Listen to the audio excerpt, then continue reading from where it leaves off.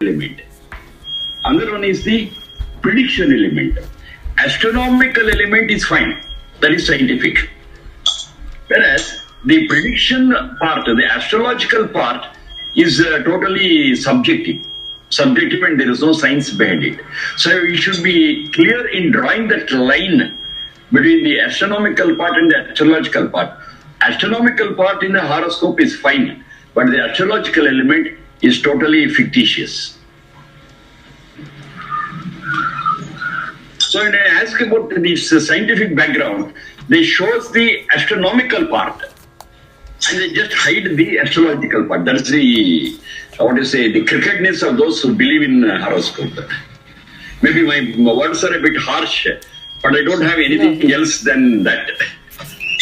Because lots of lives have been spoiled because of this horoscope. Because of their belief in horoscope. And they have become, they are not putting their own efforts to do things. Because they say, it is written in my horoscope that whatever I do, I will not get anything. And they just sleep over it. Such problems are there. So I'm a bit harsh about that because I know such situations around me. And I think if you also observe around you, you will be able to understand so many such things. Yeah. But also there is another thought which is commonly read or written about that that what you just said is right, that cause and effect, that maybe with percentage can be argument or debatable and all that, but just for the sake of discussion, let's say 60% is the effect of the actions that you take today. So what you're going to experience or what you're going to get return now or tomorrow or day after next year is a result of an action now. But then there is also an element of whatever that percentage could be, that of your past karmas or your destiny and whatever that is referred as. Refer to previous births. Correct. Now, the Vedas are very clear about that.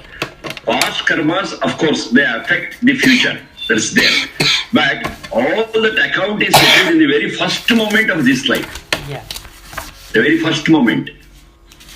So after that first moment, it's all called as prarabdha karma. That's the word they use. Correct. Prarabdha karma means that which has begun. So whatever has been done in the previous life, it is all settled. It's all cleared in the very first moment. And later on, it all refers to what we are doing in the present life. So in this present life, maybe after we have taken birth, and maybe after 5 years, 10 years, 15 years, 20 years, I cannot refer it back to the previous birth. It's settled in the very first moment of my birth. Then they are clear, and Patanjali has written in his aphorism in a very short and very clear way. He says, Srati mule tadvipako jatyayur bhogaha. How do they settle it? They settle it in 3 ways. One is jati, ayu, bhoga. That's what he English. With these 3 parameters, your past account is settled. Jati is the species in which we have to take birth. Jati is not caste. Jati is a species. Whether I should take birth as a human being or as an insect or an animal or whatever it is. That is decided by the past karma, jati. Ayu is not in terms of years. Ayu is in terms of the capacity of the instrument that is given to us. That is the Sharira Indriya Manas. So the capacity of this instrument is decided upon the previous karma. And the third one is share of nature's wealth in the present birth. That is a place where I take birth. Maybe I take birth in a poor family, in a rich family, on a pavement or in a palace, whatever it is. That point is decided by the previous karma. Later on, it all refers to the present birth and the actions, what we do in the present thing, and it can have no reference to the previous one. It's all settled with this thing. Okay. And a person who is born in a palace doesn't mean will continue to remain in a palace. No, he may come on streets. A person born on streets in the present life may go to the palace. Anything is possible. But that doesn't refer to the previous birth, but the starting point, yes, that is according to the previous karma. Once you have taken birth, all accounts related to the previous karma is all settled 100%. That's what it says. And it appears quite scientific and reasonable. And it stands to logic.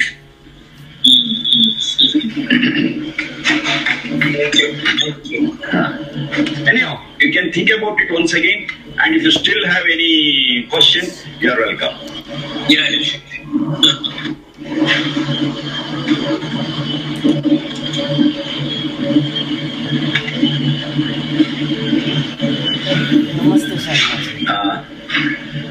I dictated the 7 steps, that is Saptapadi, wherein the husband and wife or the bride and groom, they take upon their responsibilities and will have their own framework, guidelines, goals, which is common to both. And they want to achieve that in their grihastha ashrama. And by the time they take the 7th step, they become husband and wife. This is what I was telling. So what are those 7 stages which cover their life, which cover their joint life? One by one we'll see. The first one is Isha Ekapadi Bhava. Isha, Sha is Murdhanya. Isha Ekapadi Bhava. So take the first step for Isha. So it's mutual. Each one speaks about that. Okay, let us take the first step for Isha. Now, what is this Isha?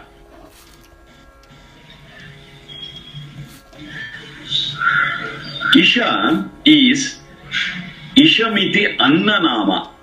Isham iti Annanama. This is what we find in Nirukta.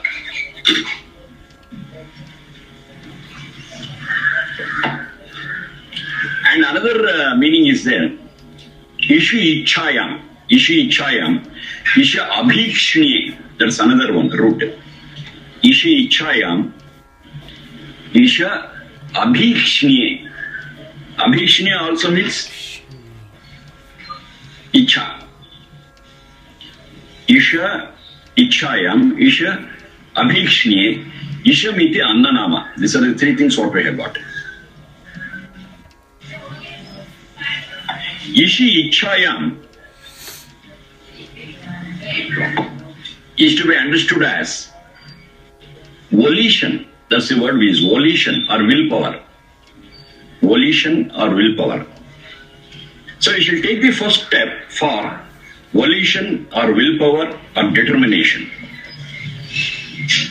And this volition or willpower is very, very important for everyone. Always, not only for Grihastha Ashrama, it's general. Should have good willpower, only then we'll be able to do things.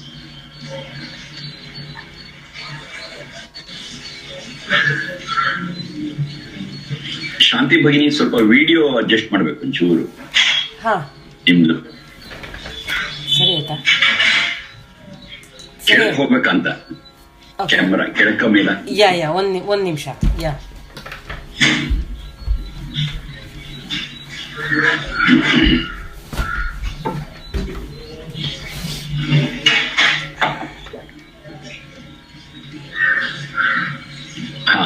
ಸ್ವಲ್ಪ ಸಿಗ.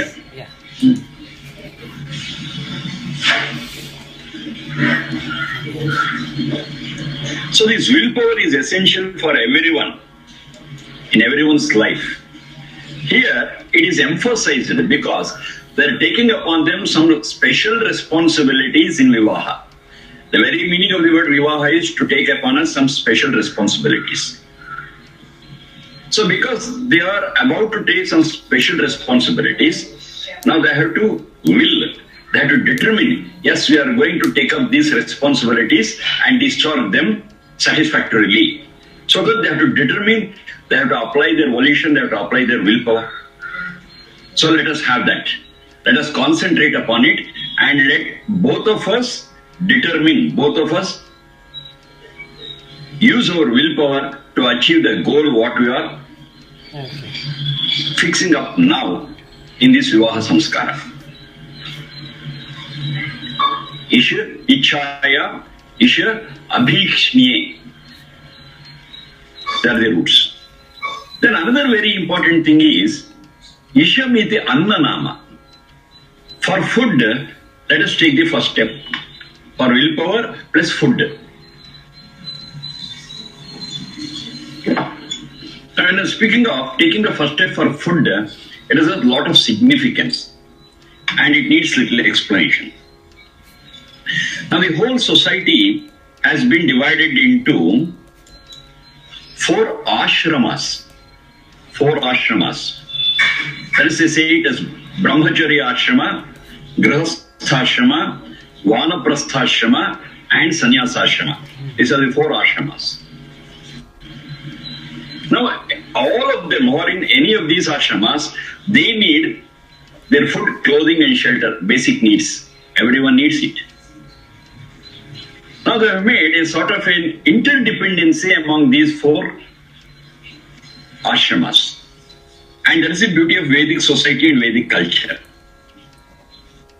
Now they have fused all these 4 ashramas, fixed up different responsibility for each one of them, and they created sort of an interdependency. Now, Brahmacharya ashrama is a phase of life where learning is, or gaining knowledge is given the utmost importance. Brahmacharya ashrama. Now they say when you are in this state of, in this phase of learning, do it 100%. Don't worry about your food, clothing and shelter. Don't worry about your basic needs. Okay. Someone else will take care of these basic needs. You concentrate full time 100% on learning and learning. At the right time you will get your food, at the right time you will get your clothing and you will be given a shelter. Don't worry about it. You need not fetch your own food. You need not go after getting your clothing and shelter. That we will provide. Somebody will provide. So without the problem of your basic needs, food, clothing and shelter, to be precise, you concentrate on learning and become knowledgeable and become scholarly. That is your goal. Don't worry about other things. Once the basic needs are satisfied, that is enough. Other things, don't worry about it. Lead a simple life. Basic needs you will take care of. Okay, now those who are in that student phase, learning phase, Brahmacharya ashrama, now they can concentrate on learning and learning and learning only without any worry about getting their basic needs fulfilled. So that's a phase. So somebody else will take care of providing them of this food, clothing and shelter. Now, when they are students, there should be someone to teach them. And they also have to work full time. And their basic needs also have to be catered to. So those people, we call them as Vanaprasthis, teachers in Gurukula, to make it simple. Okay. So the teachers in the Gurukula, they also lead a simple life and full time they teach the children. Now what about their food, clothing and shelter, the basic needs? Then the society says, don't worry about it, we will take care of it. You concentrate on educating our children full time. Yes, you have got basic needs that will be provided for at the right time, at the right place. Don't worry. You have got a Gurukula, so to the Gurukula we will supply whatever is required, including what is required for your students. So the Gurukula has to run where this learning process will go without any worry about the basic needs for clothing and shelter. We will provide. So the teachers, you can also use it and give it to the students also, and let this process of learning, let this process of imparting education happen unhindered. So let it happen. Now what about sannyasa ashrama? Now sannyasa ashrama is a phase of life where the person roams and roams. The word what they use is parivrajaka. Vraja is vrajagatau, to move. Parivrajaka is to move everywhere. So he moves and moves. And what's the purpose of this movement? The purpose of this movement is to spread knowledge. So whatever knowledge and experience that person has got, he spreads it to every nook and corner of the society. So he moves, he roams, he goes here and there, and wherever that need is there for knowledge, yes, he will spread it. Because sometimes it so happens, many people come where knowledge is available. But there are some people who don't come at all where knowledge is available and they stay where they are. Okay, fine. If you are not coming to the place of learning, the place of learning itself will come to you. It's a mobile university, and that mobile university is the sannyas. So if you are not able to come, don't worry, I will come and tell you what is required to be known, to lead a better life. I will come to you. And that responsibility is given to this sannyasi. When he is roaming, when he is in the move, yes, he also has his basic needs, food, clothing and shelter. But shelter is not a permanent one. Shelter is, when he is on the move, a temporary shelter is sufficient for him. So don't worry about it, we will provide. You want food? Okay, at the right time, we will provide. You want clothing? Minimum, we will provide it. You want shelter when you are on the move? Okay, you can stay here for a few days, move on, stay there for a few days, move on, stay there for a few days. Don't worry about your shelter. Your shelter is taken care of. Concentrate on spreading knowledge. Okay, excellent. This is the arrangement. Now the question comes, somebody is taking the responsibility of providing those who are in the brahmacharya phase, those in the vanaprastha phase, those who are in the sannyasa phase, to provide food, clothing and shelter. And who are they? Now that is the grihasthashrama. So that is the additional responsibility what they are taking as householders. We earn, we generate wealth, we generate what is required for our sustenance, the basic needs, food, clothing and shelter. And this, whatever we earn, we shall share it with 1, 2, 3. That is brahmacharya ashrama, vanaprastha ashrama and sannyasa ashrama. You need not worry about it. We shall take care of not only our food, clothing and shelter, but in addition to it, we share our earnings, we share our wealth with gurukulas and with sannyasis. And how much they need? Only for their existence. They are concentrating on different things. Their emphasis is on different things. But still they want to live. For that living, whatever is needed, we will give. You don't worry about it. We will provide it. And it will be provided free. This is very important.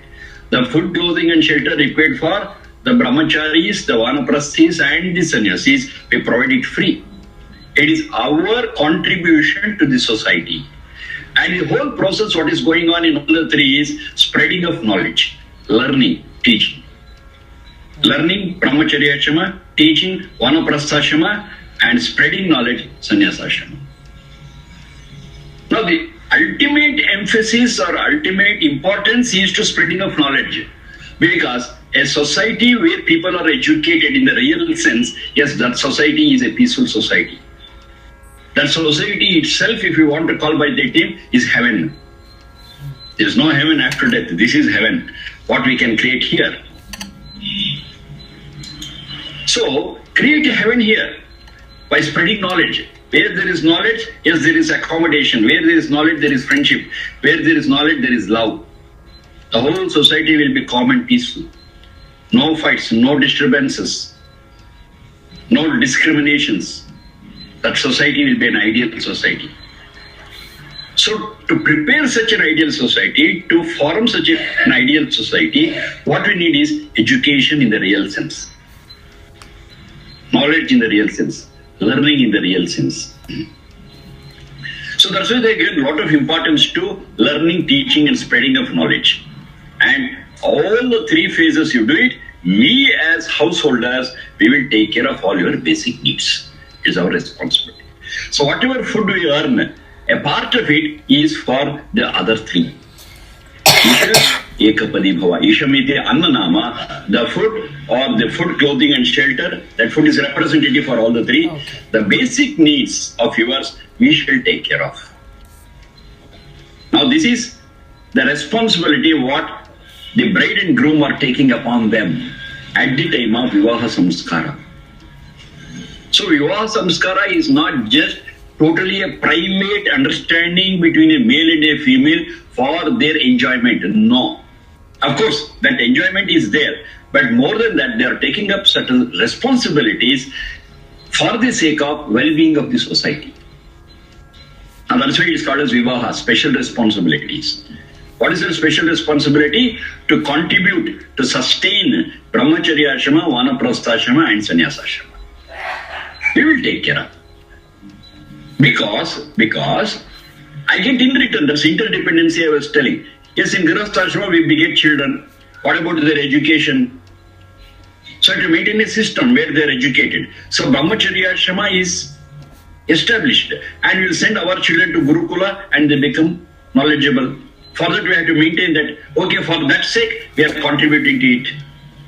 And there are some teachers who have to take care of them, we will do it. And as a social service, we encourage people to move around and spread knowledge. They are sannyasis. This is how it happens. So Ishaviti Annanama, Ishi Ichayam, both put together, Isha Ekapadi Bhava, that is, let us take the first step for food and willpower.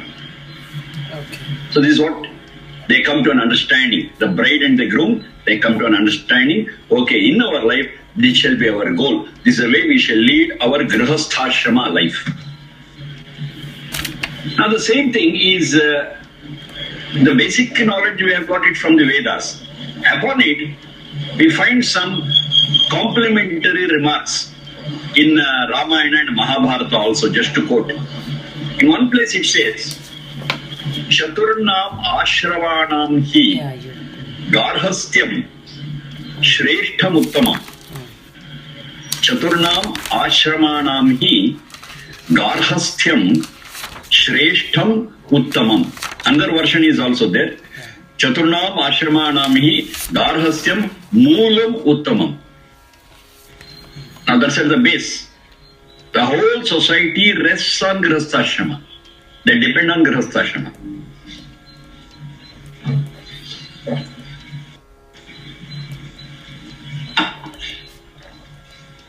And that is given the first place. So it is not just a private affair to satisfy their sensual needs. No. Of course, sensual needs are satisfied, but that is not the focus. It's part of it. The focus is to sustain the whole society. That responsibility is on a Grihastha. This is the way Vedas look at Grihastha Ashrama. Someone should take the responsibility to uphold the well-being of the society, and that whole responsibility is basically given to Grihastha Ashrama. Then in Mahabharata we find that Yatha Mataram Ashritya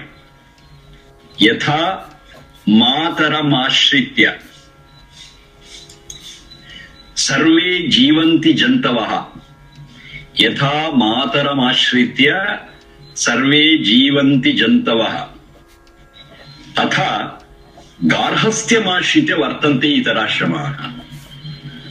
It's very simple. Yes. Every child depends on the mother. In the same way, all the other ashramas depend on Grihastha Ashrama. Yatha Mataramashritya Sarve Jivanti Jantavaha Tatha Garhastyamashritya Vartante Itarashramaha. All the other three ashramas, they depend on Grihastha Ashrama.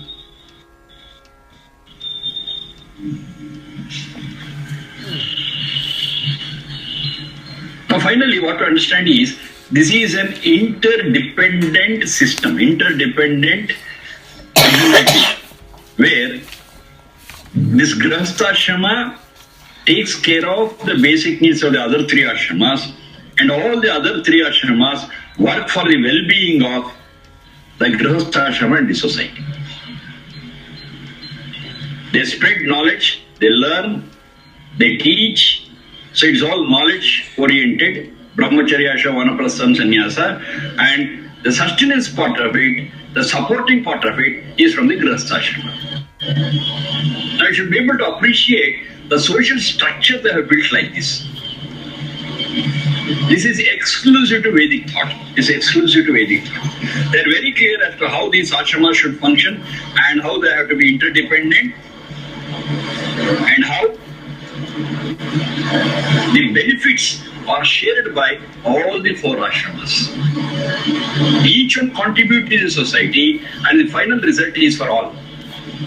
Now this coordination, this living together, this discharging the responsibilities together is very, very unique. This ashrama system itself is very, very unique to Vedic culture.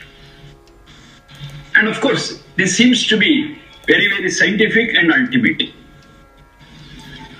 In many societies, such a thing is there, but not as clearly defined as in the Vedas. In many societies, we find they got a group where there are students, where there are teachers, where there are some people who spread knowledge. Yes, it's all there, but not as clearly defined as in the Vedas.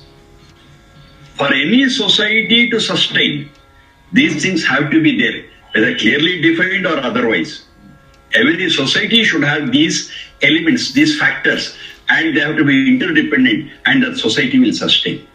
It happens anywhere. Say any society, even if it is a society in the, say not the, called what to call it as a civilized or developed society, even in aborigines we call it, even those who dwell in forests, they also have got a learning phase. They also have got the teaching people. They also have got some people who spread knowledge. There also is there. But maybe not as clearly defined as in the Vedas. Or what should be taught and how it should be taught, those things may not be very clear. But such processes are there. Unless such processes are there, no society can exist. These are the basic things required for the existence of a society. But here it is very, very clearly defined. This is like this, this is like this, like this. And the responsibility is very clearly defined. The roles are very clearly defined. So all that put together, it has been taught in the Gurukula. Now during Vivaha Samskara, this is reminded of. Isha Ekapadi Bhava. You are taking the first step, and here you should be strong in your willpower, and at the same time, whatever you earn, you have to share with the other three ashramas. Isha Ekapadi Bhava. And second one, Urje Dvipadi Bhava. Urjas means strength, health. Urjas means strength, health. Luminescence, you can call it in that also. Luminescence, energy. It's all the different things. But all the English words, they are not able to give the exact meaning of the word Urja. Okay, they all come near to it. It's fine. So this is also required for our happy living, for our satisfaction. We need health, we need energy, we need strength. Without this health or energy or thing, our whole life becomes full of sorrow, full of suffering. Whenever we are diseased, that's the reason why we are in a diseased condition. Because we don't have that strength, we don't have that energy, we don't have that capacity, whatever you call it. In the absence of it only, we get into a diseased condition, and the diseased condition is always uncomfortable, unhappy, unbearable. Maybe different degrees are there. So to overcome it, we have to lead a very, very healthy life with all strength and energy. Then we can forge ahead in life comfortably with confidence. Urjas is very much required.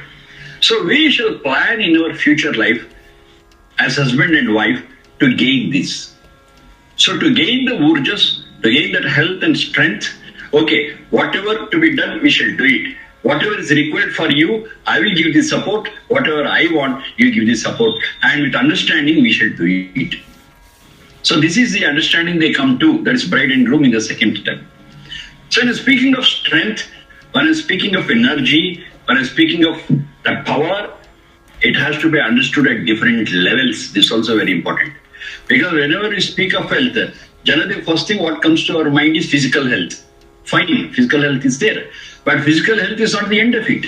We have got physical health, we have got mental health, then we have got spiritual health. It has got 3 dimensions. Unless these 3 dimensions are taken care of, a person cannot be said to be healthy.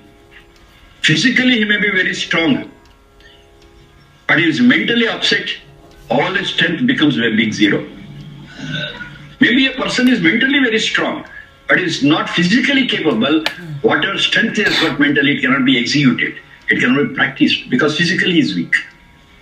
Even though these 2 things are fine, if the spiritual thing is not there, then all that physical and mental strength could be distorted and could result in an antisocial element. If a person has to lead a peaceful life for himself and contribute for the well-being of the society, he has to be spiritually healthy. So all the three dimensions we have to consider: physical, mental, and spiritual. Of course, the mental thing, spiritual thing put together, we can say intellectual health also. Bodhika arogya, that also we can take. But these three are sufficient: physical, mental, and spiritual. Now, unless these three healths are achieved, it will not be possible for a person to be useful to himself and to the society. Now, to understand this well, we have to a little go back to the history of this WHO, World Health Organization, and how they conceived this concept of health. That's World Health Organization. So in the beginning, they were under the impression that absence of disease was health. Absence of disease was health. Then they understood, no, absence of health cannot be defined as health. They have got different other dimensions. And they went on changing the definition of health from then to now. And now they have come to a stage where they have understood these three dimensions, that is physical, mental, and spiritual.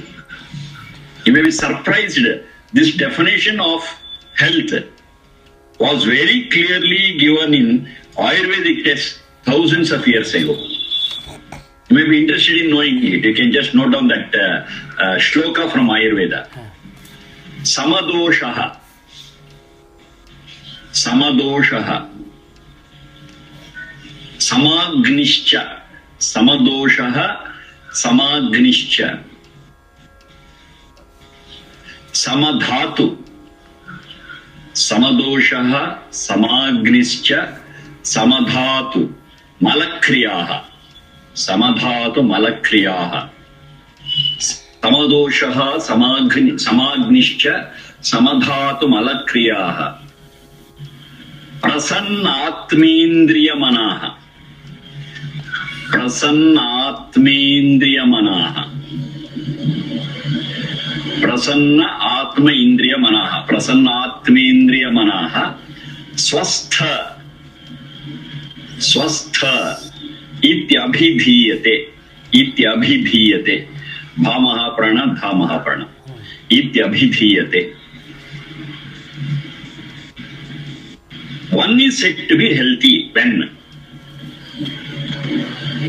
So they give some conditions. If these conditions are satisfied, then a person is said to be healthy. If something is wrong in these, the person is not healthy. Now what are they? Samadoshaha. Samadoshaha. They call it as tridosha. There are three things. There are three things which continuously function in a person. And those three are Vata, Pitta, Kapha. They are the three doshas. Vata, Pitta, Kapha. Or Kapha, Pitta, Vata, either way is alright. Any order is okay. Kapha, Pitta, and Vata. Now these are the three functions which will be continuously happening in a person. In the modern context, you can call it as the metabolic process. The metabolic process happening at three stages: Kapha, Pitta, and Vata. Now, the closest English words I can give for these are the process of accumulating, that is Kapha, the process of accumulating. The process of accumulating is taken care of by Kapha, or the process is called as Kapha process. Then assimilation, that is Pitta, assimilation. Accumulation, assimilation. So all the assimilating process is taken care of by the pitta. And the next one is excretion. Excretion.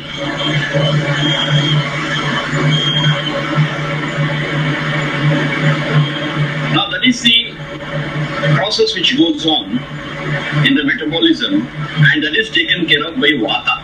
That whole process is called as vata. Now one small example we can take. Say food. The body accumulates food. Okay, that means we eat it, it gets into the stomach. There is accumulation. Then the digestive process goes on. And once the digestive process goes on, whatever food we have accumulated gets assimilated. The body assimilates it. If the body is not capable of assimilating the food what we take, then in spite of taking food, we will not be hale and healthy, we will not be strong, we will not be able to perform anything. Because the body is not able to convert it to the energy what is required for the body to function. So the conversion process is called as assimilation. Now during this process of metabolism, some waste products are produced and they have to be thrown out. If these waste products are not thrown out, then we will have a problem. Because the toxins, they get accumulated in the body. Toxins are not to be accumulated, they have to be thrown out. And the one who takes care of that process is called as vata. Kapha, pitta, vata. This is with reference to food. Then with reference to another angle, another example, so we get lot of information, we collect lot of information. This is accumulation. Now whatever information we get, we have to analyze it and assimilate it and convert it into knowledge and wisdom. That is pitta. And after it is converted into knowledge and wisdom, yes, we share it with others and throw it out. We guide them, we teach them, we lecture them. That is vata. Okay. See, kapha accumulation, pitta making it our own, assimilation, and sharing with others. That is vata. Now these processes are going on in us for our proper living, and there should be an equilibrium between the three, an equilibrium. Unless that equilibrium is there, we are not considered healthy. That equilibrium is required. And that's what it says, samadoshaha. Samadoshaha is the equilibrium between these three processes, between these three elements. Kapha, pitta and vata. Accumulation, assimilation and throwing it out. And the words what they use there, the technical terms is sangrahana. Sangrahana. Sangrahana is accumulation. Satmikarana is assimilation. Sa atmikarana, to make it my own. Satmikarana. And the third one is nishkasana. Nishkasana. That is to give it out. Nishkasana. Sangrahana, Satmikarana and Nishkasana. Sangrahana is kapha. Satmikarana is pitta. And Nishkasana is vata. So you can extend it, you can analyze it. How you can extend it, analyze it, I'll give just a hint. So a person is not capable of grasping. He is not able to understand very clearly. He is not able to comprehend. So there is a problem with kapha. There's a kapha dosha. Because a person is not able to grasp. If a person is alert enough and grasps, yes, kapha is working properly. Analysis, the person is not able to analyze it logically and to make it his own. Then there is a problem in pitta, the processing assimilation process. Okay, he grasps and okay, he understands and he makes it his own, but he's not able to express it. So there's a problem with vata. That expression part is vata. Now you should be able to grasp, you should be able to analyze, and you should be able to express it also. then the whole process is complete. This happens only when Kapha, Pitta and Vata are in equilibrium, in an equilibrium state. Now, is that health? No. It is one parameter of health, Samadosha. So the next one is Samagnischa. For this to happen, Agni means that which takes us forward. There's this power, that's energy. So energy is there in every cell of our body. And we need that energy for these three processes. That is accumulation, assimilation and elimination. We need it. So those energies that are required, they are in different forms for performing different processes. And all those Agnis should be in a balance, should be in equilibrium. That is Samagnischa. One Agni which we can understand very clearly is the Jatharagni. Jatharagni. As long as the Jatharagni is working well, we will feel hunger, we will accumulate food, assimilate it well, and whatever is waste, we just eliminate it. If the Jatharagni is not functioning properly, all the diseases start getting in. Jatharagni, that is loss of appetite. Just to give an example, loss of appetite is the root cause for so many problems. So that which causes appetite is called as the Jatharagni. Like that, we have got so many gross and subtle Agnis functioning in every part of our body. If I have to see, my eyes will have an Agni. Only when that Agni works, I am able to see. If something is wrong with this Agni, my eyes cannot function properly. I will not be able to look properly. It will be a hazy vision. It will be a distorted vision. Or maybe vision itself will be lost. Manda means which is not functioning properly. If there is Manda Agni in the eye, you get that cataract. That obstruct the vision. If the Agni in the eyes is well, yes, I will be able to see very clearly what is there as it is. Like this, these Agnis are working in the whole body in different levels, and gross and subtle, and all that have to be in equilibrium. That is Samagnischa. Samadhatu. I spoke of assimilation. That is whatever we consume, that should be assimilated. Now this assimilation takes part in 7 levels. And that is what is called as Samadhatu. We have got Sapta Dhatus, 7 Dhatus. So whatever we assimilate, they should be converted into these 7 Dhatus. Only then we are sustained, only then we can be healthy. If something is wrong with these 7 Dhatus, yes, there will be a problem in the health. So what are these? What are these 7? First one is Rasa. Rasa. Rakta. Mamsa. Vedas. Asthi. Asthi. Majja.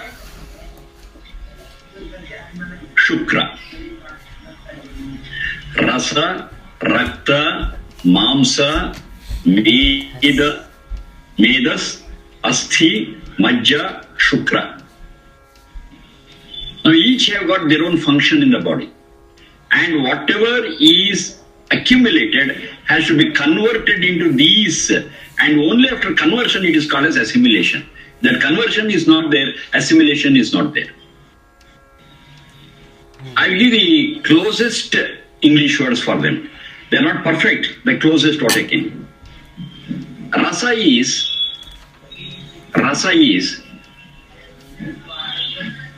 if I'm right, it is Chyme, C-H-Y-M-E. You refer it once again.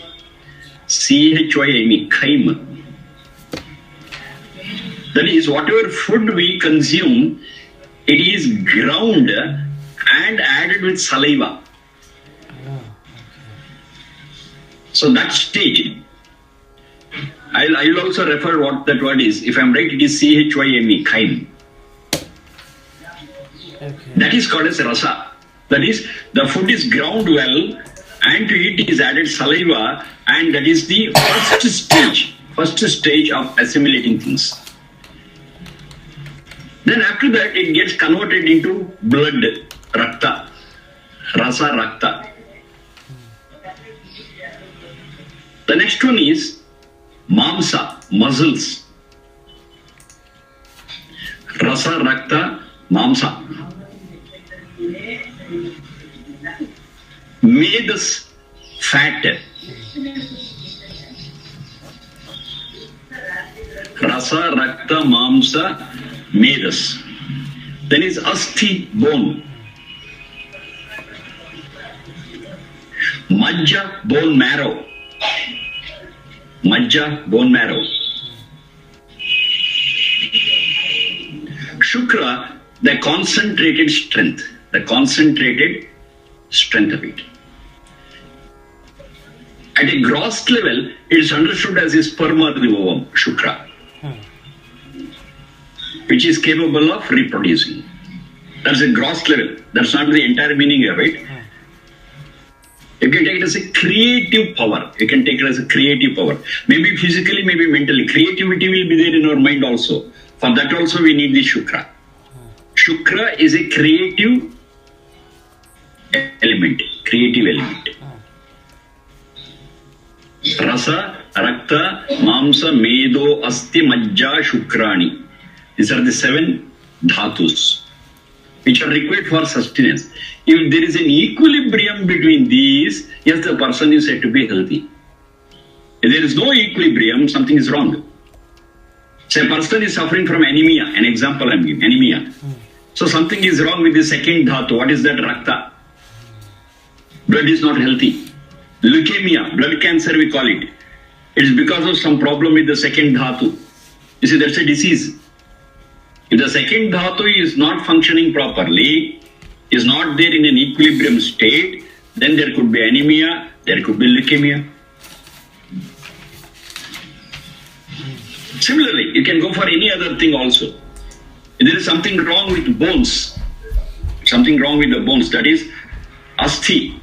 In what state we call it? We call it osteoporosis. Osteoporosis is the disease.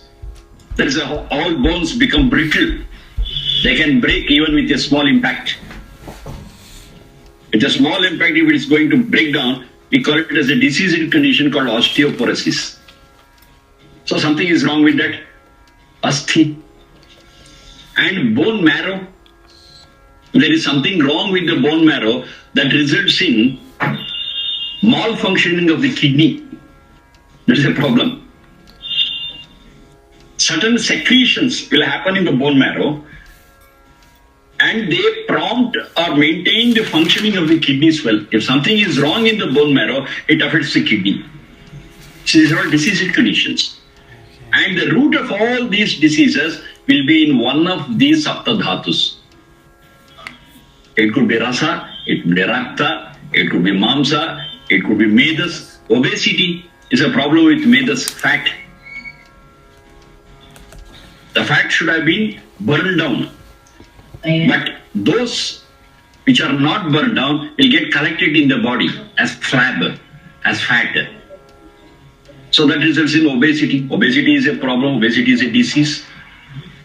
You see, in all these saptadhasas, they are not in equilibrium, it results in a diseased condition. And these have to be in equilibrium. Samadoshaha, samagnischa, samadhatu, malakriyaha. All the toxins that are produced during this process of metabolism have to be thrown out. They are not supposed to be collected in the body. The one great problem is constipation. So during this constipation, the waste products are not thrown out. And constipation is said to be the mother of all diseases. Any disease for that matter, it all starts with constipation. They should all get out. It's not just excreta I'm speaking of. Mala, Mutra, Sweda. There are so many waste products. Sweda is sweat. You find some similarity between the words? Sweda, sweat. Yeah. Yes, it's there. We have to observe so many things. Sweda is a basic word. Maybe upon it, so many other words have been developed, and one is sweat. Both mean the same thing. Sweda, sweat. So they are all toxins to be thrown out of the body. And once these toxins are thrown out of the body regularly, then the body will be in a healthy and energetic condition. So those malakriyas have to be proper. Not just fecal matter and urine. There are sweat and there are so many. Say some things will come out from our eyes when we get up in the morning. That's also an excretion. Say certain things will go out of our nose. Ears also will get that wax and other things. Some of them, they are all toxins to be removed. So there are so many such things. Not only physical. We have got so many wrong thoughts in our mind. They also have to be thrown out. I cannot keep it there. If I keep those negativities in me, yes, this is a condition, not physical only. Negative thoughts. Negative thoughts are also called as toxins of the mind. That also have to be thrown out. So when you consider it all the three levels, and I say toxins, it doesn't mean only physical, it means physical, mental and spiritual toxins also are there. What are the spiritual toxins? Believing unnecessary things, believing in untruth. Not able to differentiate between truth and untruth. So if I believe in untruth, it's a toxin. It gives me a lot of trouble. But it's in a subtle form, which cannot be found out in any machinery that we have got in a hospital. Physical toxins, yes, the machinery will be able to give us out. Whereas the mental toxins, to some extent, some machines are able to give it. That is like, say, EEG, they call it electroencephalograph. So some mental disturbances can be noted on that graph, but the spiritual disturbances can never be understood by any graph. For that, what we need is totally different process, and that process is called as yoga. In that yogic process, it's possible for us to find out the toxins in the spirit at the spiritual level, and we'll be able to throw them out. That is malakriyaha. Then another very important thing is prasanna atma indriya manaha. Prasanna atma indriya manaha. Prasanna means to be in a very pleasant and functional way. You should be able to function properly. You should be a pleasant and comfortable zone. What are the three things? Atma, Indriya, Manaha, in a nutshell. The soul, Indriya, there's the sense organs, the body, and Manaha, the mind. The physic, the mind, and the spirit all should be in a very pleasing and soothing and comfortable condition. That is Prasanna, Atma, Indriya, Manaha. Sharira, okay, it is visible. Manaha and Atmanaha. These two things, that is Prasanna, Atma, Manaha, that is mostly dependent on our feelings and outlook to life. Our feelings have to be very positive, very pleasing, very comfortable, very peaceful. Now, when these feelings are there in a proper way, put all those things together. Samadoshaha, number one. Samagnischa, number two. Samadhatu, malakriyaha. Then prasanna atma, prasanna indriya, prasanna manaha. All these things put together, yes, that is called as health. And it is ultimate. The definition of health is ultimate. We cannot improvise upon this. And all these angles, all these elements have to be considered together. And this definition of health was given thousands of years ago in Ayurveda, which is an Upaveda of Veda, and the root of it is there in Veda. Thousands of years ago. Now today, WHO is coming very closer to this definition. Earlier, they were of the opinion that health is at the somatic level. That's the word what they use, somatic level. Somatic means at the level of the body. Then they understood, no, it's not that. There is another dimension for it. That's why I called it as psychic. Then said it is a psychosomatic condition. And they were not aware of the spiritual angle. Later they are able to understand it, and psychosomatic, spiritual, all the three dimensions are taken, and all the three dimensions, when they are in proper equilibrium, that is health. Now, upon this health, whatever strength we feel, whatever positive energy we feel, that is called as urja. Urje dvipadi bhava. That's the second step. The bride and groom, they take the second step to achieve this urja. So it's not just two-letter word urja. That two-letter word urja has got so many things here. So to achieve it, we shall take the second step. Urje dvipadi bhava. Next one is Rayas Poshaya Tripadi bhava. Rayas Poshaya Tripadi bhava. Raya means wealth. Ra Dani is the root. That is worthy of giving, what is worthy of taking, all that is called as wealth. Wealth doesn't mean only rupees and dollars. No. Anything that is worthy to be given, anything that is worthy to be taken, all that comes under the definition Raya. Wealth. You can just say wealth. Rayas Poshaya Tripadi bhava. For the sake of wealth, we shall take the third step. Many, when you speak of Veda, they say it speaks about renouncing the world. They speak about Vairagya. But no, here you see, it's very clearly telling that we should take the third step for getting wealth, for earning, for becoming more resourceful. We should do it. It is not against earning wealth. It's not against becoming rich. It says you become rich. But the whole secret of it is become rich in the right way. That's very important. It's not that become rich by hook or crook. No, it says you have to become rich, but in the proper way, in the right way. How it is that right way? That is there in this very word, Rayas Posha. Rayaha is one part, other part is Posha. Posha is that which is strengthening you. Pusha pushtav. That's the root.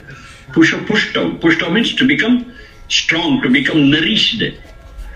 So the wealth, what is there, should be able to give nourishment to us for our life. Unless that wealth, what we earn, is not capable of nourishing us, it is no wealth at all. It is something which spoils us. It is something which distracts us. We should get wealth which will always give us that nourishment. Nourishing wealth. Rayas Posha. Most of the time in the Vedas, whenever they use the word Raya, they invariably attach it to Posha. That is, the wealth what you earn has to be nourishing, the stress on it. The wealth should be able to, we should be able to enjoy that wealth. We should be able to use that wealth. We should be benefited by that wealth. It is not just accumulating it. We should be able to use it.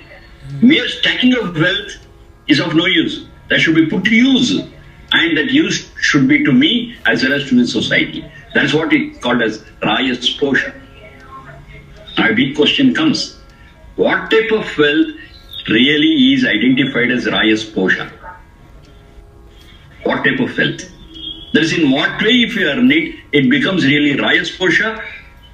Or is it just accumulating wealth without considering anything? Now that we have to discuss in this Rayas Posha, and that's the third step they are taking. Rayas Poshaya Tripadi Bhava. We shall become rich, we shall become wealthy. For that we are taking the third step. But how? That's a big question. So this we will discuss in the next session.